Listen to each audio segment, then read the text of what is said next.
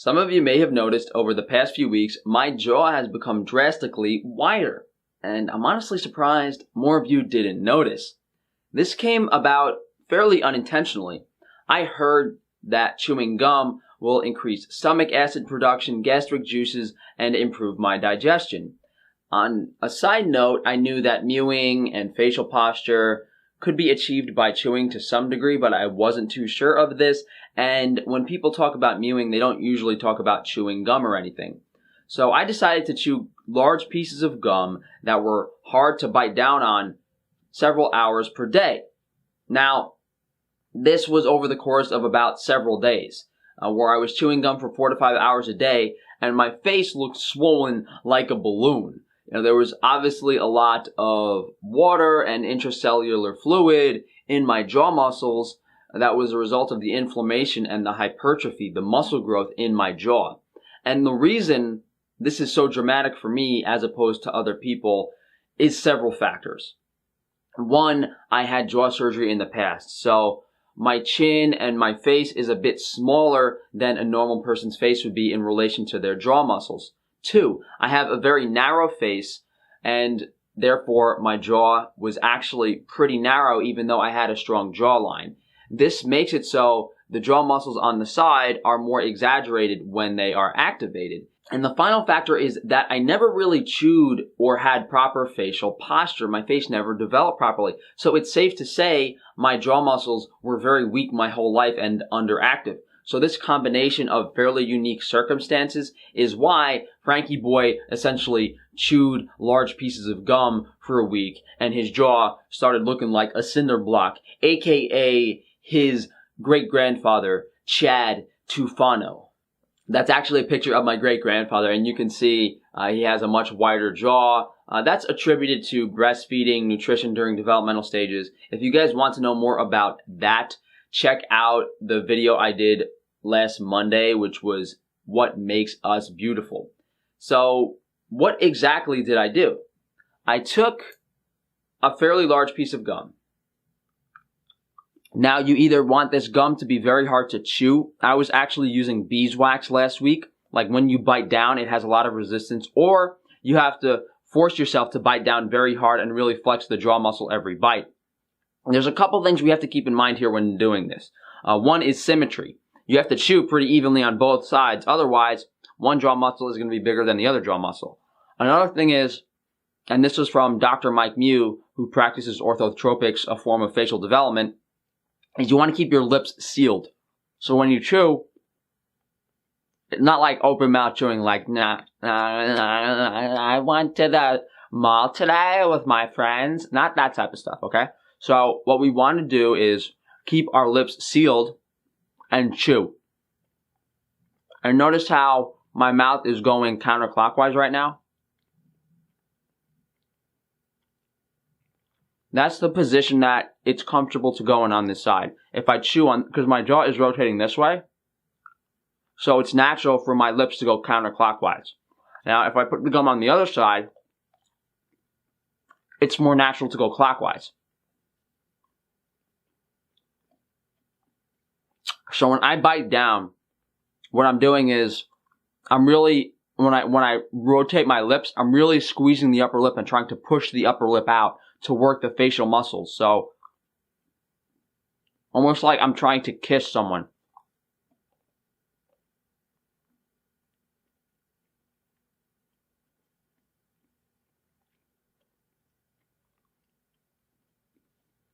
So lips sealed, really activating the facial muscles, the lips. And this depends on yourself individually. What part of your face is weak? I have a weaker upper lip compared to my lower lip, so I try to accentuate the upper lip motion.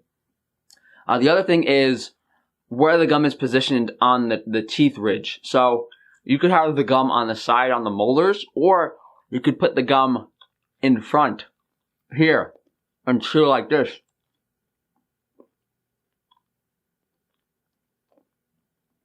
And when you chew with your lip sealed, when the gum is in front, that works the roots of the front teeth and strengthens them. That's very important as well.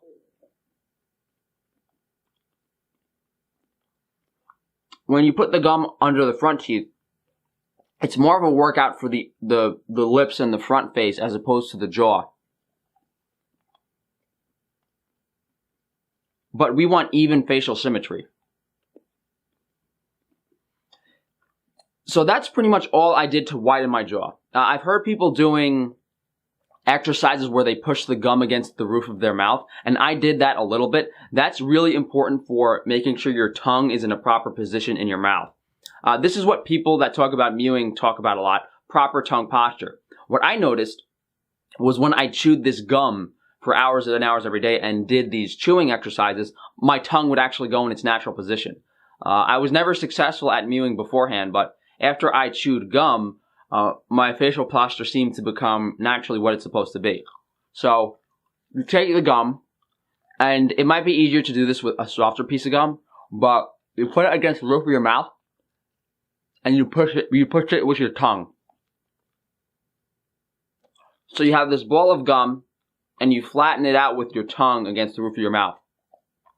And with something like beeswax, it's very hard to do, but basically what you want to do is pretty much push your tongue against something against the roof of your mouth. So what we're essentially doing is strengthening all the musculature of the face. Just like me as a bodybuilder, I used to make sure all my muscles were even, although Frankie Boy never really worked out his legs because he wanted some cute, skinny vegan girl legs.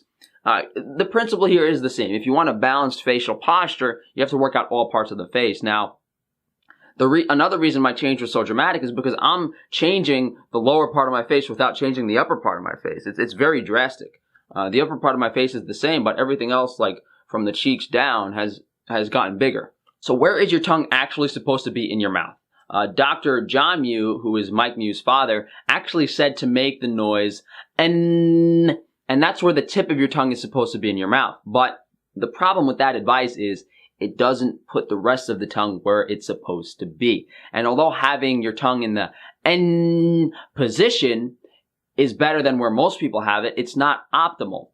And the reason our tongues aren't in proper positions is because we lack nutrients, vitamins, and minerals in developmental stages, so our skull doesn't get wide enough and it can't accommodate the position of the tongue on the roof of the mouth. So we have to kind of force ourselves to do it.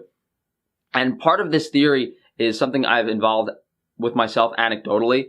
I work in New York City, at least I used to work as a bartender, and of course I've met some very beautiful people in general, and anytime I see someone with a certain tier of facial development, I ask them about their tongue posture. And I know it sounds crazy and weird, I'm a weirdo in this case, but in some cases people with proper facial development don't necessarily have completely proper tongue posture, so it definitely has to do with development, but for the most part, all of these people I've spoken to have their tongue somewhere in the front of their mouth, whether it's by the upper teeth or on the upper palate.